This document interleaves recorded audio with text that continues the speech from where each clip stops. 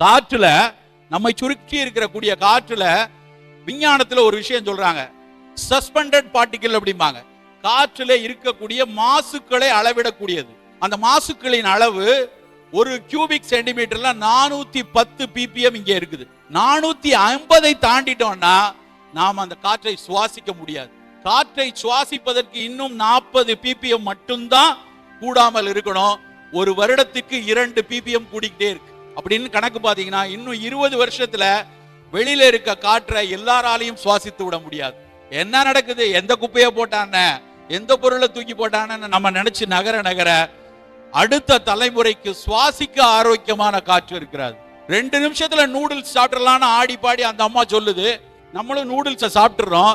அந்த நூடுல்ஸ்க்கு மேல ஒரு கவர் இருக்க, மஞ்சள் கலர்ல தோனி படம் போட்டோ எவன் படம் போட்டோ ஒரு கவர் இருக்க.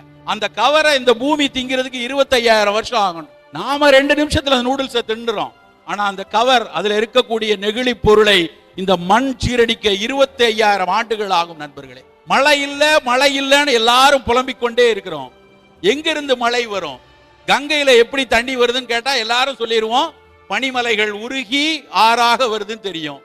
நம்ம ஊர்ல பாலாறுலயும் காவிரியிலையும் தண்ணி வரணும்னா எந்த பனிமலை உருகணும்? இங்க எங்க பனிமலை இருக்கிறது? இங்க தண்ணி வரணும்னா சோழமண்டல காடுகள் பாதுகாப்பாக இருக்கணும். சோழமண்டல காடுனா ஊட்டி, நீலகிரின்னு சொல்லக்கூடிய பரம்புமலை காடு.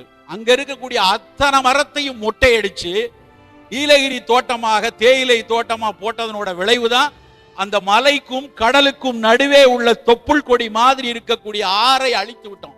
அந்த ஆறுக்கு கீழே இருக்கக்கூடிய மணலை களவாடி நாமெல்லாம் ஆற்றை சீரழித்து விட்டோம். அப்ப சுற்றுச்சூழலை பூரா சிதைத்து விட்டு நாம் எப்படி நண்பர்களை நலமாக இருக்க முடியும்? நண்பர்களே, நலம் என்பது மருத்துவனுக்கும் உங்களுக்குமான ஒரு தட்டையான பாலம் கிடையாது. இல்லை என்றால் ஒரு 6 பேக் உடம்பு வச்சிருக்கிறதனுடைய அவசியம் மட்டும் கிடையாது.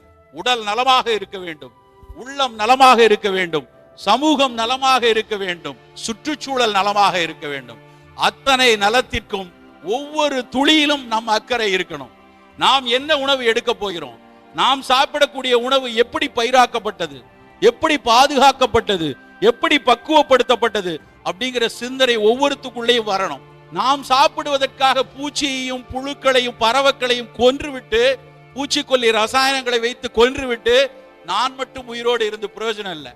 நம்மளுடைய ஐயன் திருவள்ளுவன் சொன்னது அதுதான், பகுத்துண்டு பல்லுயிர் ஓம்ப சொன்னான். எல்லோருக்கும் சேர்த்துதான் இந்த உலகம். இந்த உலகத்துல ஒரு ட்ரில்லியன்ஸ் ஆஃப் உயிரினங்கள் இருக்கு, அதுல நம்மளும் ஒண்ணு.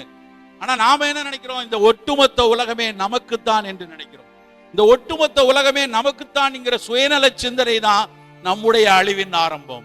நண்பர்களே, இறுதியாக உங்களிடம் ஒரே ஒரு கருத்தை விதைத்து விட்டு வெளியேறலாம் என்று நினைக்கிறேன். இன்றைக்கு தமிழகத்தை பிடித்திருக்கக்கூடிய மிகப்பெரிய வியாதி மது. ஒட்டு மொத்தமாக 10ஆம் கிளாஸ் படிக்கிற பையன்ல இருந்து அத்தனை பயலும் இன்றைக்கு மதுவுக்கு பின்னாடி போய் கொண்டிருக்கிறார். சில பேர் அதுல வேற வியாக்கியானம், நீங்க டாக்டரே சொல்லியிருக்காருங்க, கொஞ்சமா குடிச்சா கெட்ட கொழுப்பெல்லாம் குறையும், இல்ல நாங்கள்லாம் பெரிய வெளிநாட்டு பானங்கள், அதுவும் 10% ஆல்கஹால் தான் குடிக்கிறோம். ஆனா இன்றைக்கு ஒரு அறிவியல் தரவு வந்திருக்கிறது.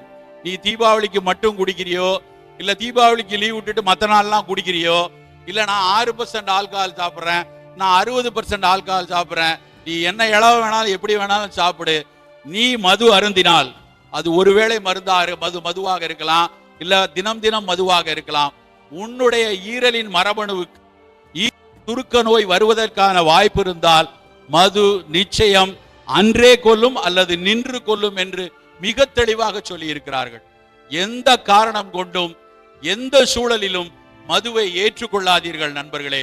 பெண்களே, மது அருந்துபவர்களை ஒரு காலம் ஏற்றுக்கொள்ளாதீர்கள் என்று சொல்லிவிட்டு விடைபெறுகிறேன்.